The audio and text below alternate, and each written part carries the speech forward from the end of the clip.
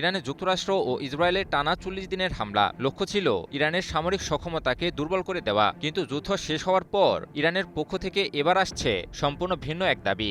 ইরানের ইসলামিক বিপ্লবী গার্ড বাহিনী বা আইআরজিসি বলছে, মার্কিন ইসরায়েলি হামলার পরও থামেনি ইরানের বিমান প্রতিরক্ষা ব্যবস্থার উৎপাদন ও সরবরাহ, বরং যুদ্ধ চলাকালীন কিছু প্রতিরক্ষা সরঞ্জামের উৎপাদন হার আগের চেয়ে আরও বেড়েছে। আইআরজিসির অ্যারোস্পেস ফোর্সের এক ঊর্ধ্বতন কর্মকর্তা জাতীয় টেলিভিশনে দেওয়া এক সাক্ষাৎকারে এ তথ্য জানিয়েছেন। ইরানের একটি ভূগর্ভস্থ সামরিক ঘাঁটিতে ধারণ করা ওই সাক্ষাৎকারে প্রথমবারের মতো যুদ্ধের সময় মার্কিন ও ইসরায়েলি ড্রোন এবং একটি যুদ্ধবিমান থেকে উদ্ধার করা বিভিন্ন সরঞ্জামের অংশ বিশেষও প্রদর্শন করা হয়।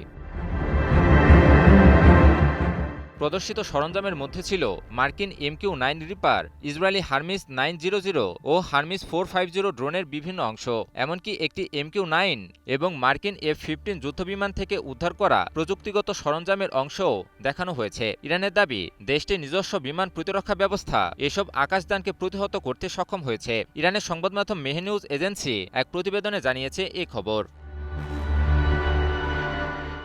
তবে এর চেয়েও গুরুত্বপূর্ণ দাবি করেছে আইআরজিসি। তাদের ভাষ্য অনুযায়ী ৪০ দিনের যুদ্ধের পরও ইরানের বিমান প্রতিরক্ষা ব্যবস্থার উৎপাদন ও সরবরাহে কোনো ধরনের ব্যাঘাত ঘটেনি, বরং যুদ্ধের আগেই নেওয়া কিছু কৌশলগত পদক্ষেপের কারণে তাদের প্রতিরক্ষা উৎপাদন অবকাঠামোর বড় একটি অংশ অক্ষত রাখা সম্ভব হয়েছে।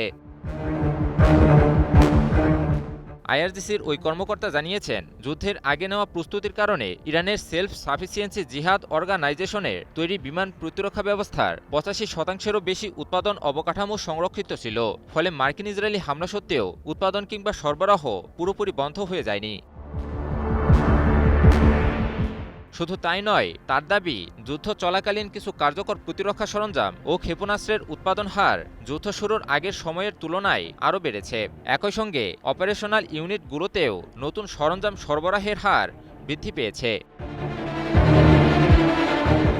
ইরানের জন্য বিমান প্রতিরক্ষা ব্যবস্থা কেন এত গুরুত্বপূর্ণ সেটিও স্পষ্ট। কারণ সাম্প্রতিক সংঘাতে মার্কিন ও ইসরায়েলি বিমান ও ড্রোন হামলা মোকাবিলায় আকাশ প্রতিরক্ষাই ছিল তেহরানের অন্যতম প্রধান প্রতিরোধ ব্যবস্থা।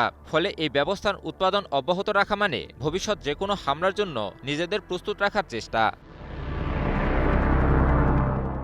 বিশ্লেষকরা বলছেন, যুদ্ধের মাঝেও উৎপাদন অবকাঠামো অক্ষত থাকার আইআরজিসির দাবিটি ইরানের দীর্ঘদিনের স্বনির্ভর প্রতিরক্ষা শিল্প কৌশলের একটি গুরুত্বপূর্ণ দিক সামনে নিয়ে এসেছে। ইমন আলী, নিউজ 24।